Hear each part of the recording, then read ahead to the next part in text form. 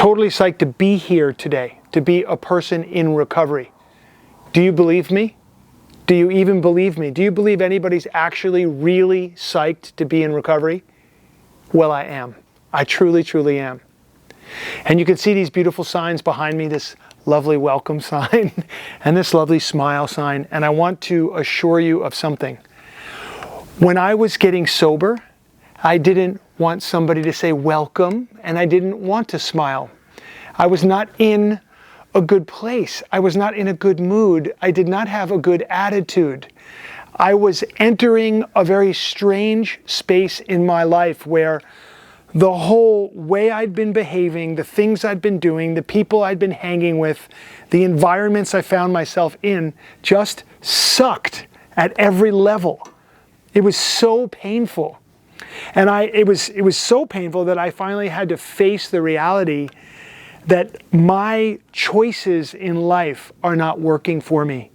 However, I don't know what other choices I can make. I don't know how to make other choices. I'm so caught up in this cycle and routine day in and day out of, bong hit in the morning, bong hit in the afternoon, bunch of drinks, some drugs, let's add some women into the mix, some girls into the mix. And it was just this, I'm sort of existing in a sense just to satisfy one craving or another. That I'm just one craving after the next and one effort to solve that problem and that craving. I'm constantly looking for relief. So no, I didn't want to be welcomed into the lovely land of recovery. I didn't understand what it was. Now, I'm 31 years later, talking to you now. I can speak to you about the concept of gratitude. I can tell you how important it is and what it means. We can discuss the value of having a good attitude as you move forward. We can discuss how you can't really change your mind through thinking, but you have to act your way into a new way of thinking. We can talk about all of these things, but I just want you to know that it's really difficult at first for basically all of us. And so you have to hang in there through the first initial days and weeks and maybe a few months of discomfort as you're stepping onto a path that is actually leading to the life you really want to have. And it's coming for you if you commit to it. It's a guarantee. This life that you want to have in your heart, your heart really wants this life, it's coming for you if you just only orient toward it. All you really need to know is what's the next right thing that I have to do. And so here's the next right thing. In looking at your behavior, your history, especially over these past few weeks and months, it's become obvious to you that using drugs, alcohol, or acting out in another addictive way has not been serving you. It has not been getting you to the next right thing. It has not been moving you forward in your life. How do I know that? Because you're sitting here and you're listening to me. And very few people sit here and listen to me unless that's the case. So if that resonates for you, immediately, right now, in this moment, as you're sitting here with me, admit it to yourself. Once and for all, just say it to yourself. No one else has to know.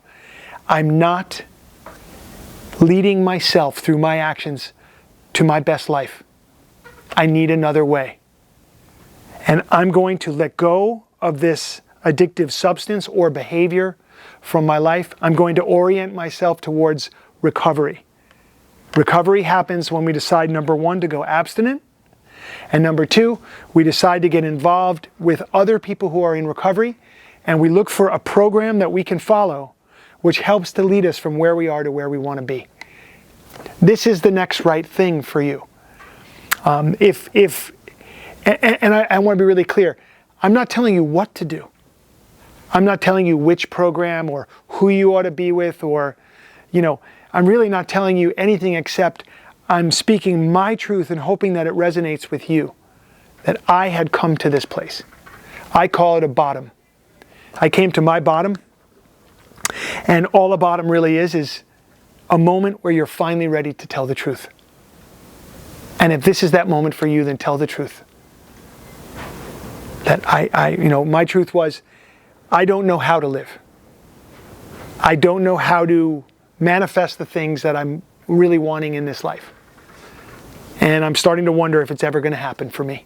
That's the truth. And so out of that truth comes, I need help. I need guidance. I need a teacher. I need a community. I need some good direction. And if you're in that place, that's wonderful. And there's so many things you can do from there. From Recovery 2.0 meetings, other kinds of meetings, 12-step meetings, many options in terms of connecting with the recovery community. There's also therapy, which can be super helpful to get clear on what's happening through this transitional time in your life. And more than anything else, start to get around people who are also in recovery. This is the key. Start to get around other people who've been where you've been and who've had success in moving through and getting to that next point.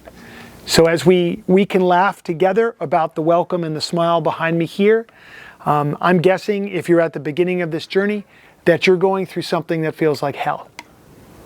And as they say, if you're going through hell, don't stop. Keep going. So please, if this resonates with you, heed this advice. Put yourself around people who are oriented towards recovery. Orient yourself towards recovery. Get to some meetings. Get into a new routine. Get with some new people. And the most extraordinary things await you on this path of recovery, this path of discovery. I wish it for you.